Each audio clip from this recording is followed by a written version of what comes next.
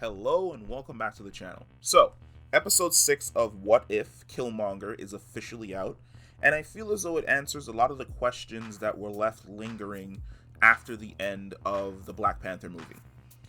Essentially, in this episode, T'Challa gets killed by Killmonger, and eventually Killmonger makes his way to Wakanda and assumes the mantle of Black Panther.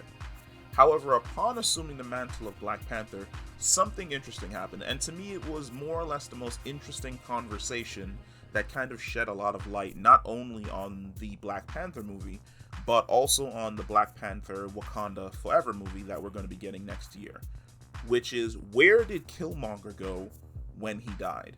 Because upon his death, he was a Black Panther. He died being infused with the energy of the heart-shaped herb, which means upon his death, he should have gone to the ancestral plane. This is something that is confirmed in this episode, and I absolutely love it. Essentially, Killmonger kills T'Challa. Upon becoming the Black Panther, he ends up in the ancestral plane, and him and T'Challa essentially have a heart-to-heart, where T'Challa asks him if his scheming and his plotting and all of this just chaos that he's caused, if it was worth it. To which Killmonger says yes, it was worth it, because he's taken what was owed to him. And of course, T'Challa hits him with a little nugget of wisdom, and then Killmonger returns back to the realm of the living.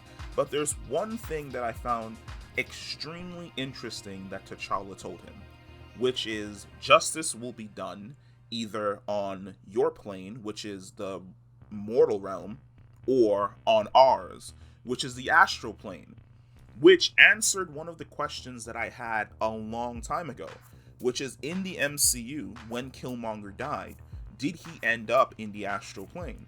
The answer to that question seems to be yes. Because he was functionally the Black Panther, upon his death in Black Panther, he ascended to that of the ancestral plane. However, the situation is a little bit more different for that version of Killmonger, because T'Challa had already chided the ghosts of the past for essentially abandoning him, which means that he wouldn't have been put through more or less a judgment or a trial upon ascending to the ancestral plane. He probably would have been accepted as a Black Panther, even if the choices that he made put Wakanda in danger. But this also answers another question about rumors that we were hearing that Killmonger, and by extension Michael B. Jordan, would be returning for Black Panther Wakanda Forever.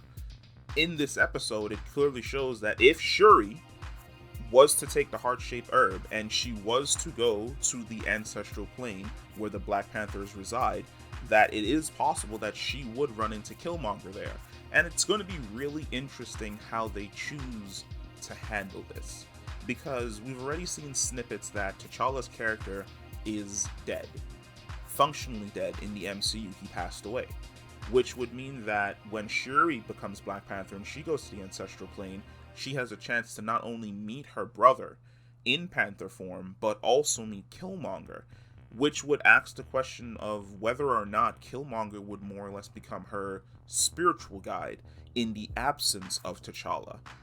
But I thought that that was extremely interesting for this episode in general, them taking the time to explain that once a Black Panther dies, no matter what your standing is, no matter how young you are as a Black Panther, no matter how old you are, you all end up in the ancestral plane. However, there is justice that is met out. If you were a horrible person when you end up in the ancestral plane, it seems as though the ancestors essentially just rip you to shreds, or they more or less judge you, or maybe they can even send you to the hell version of the ancestral plane. But I'm interested to see if the character does return. We've seen reports, for the most part, that a lot of the characters that we're seeing in Season 1, if their stories are inconclusive, they don't have a definitive end, there's a high chance that the characters will be popping up in a Season 2. And from the way in which this basically episode ended with Shuri and Pepper Potts essentially teaming up to prove that Killmonger is evil, they're definitely going to be coming back, and there's definitely going to be some tension, and I absolutely cannot wait.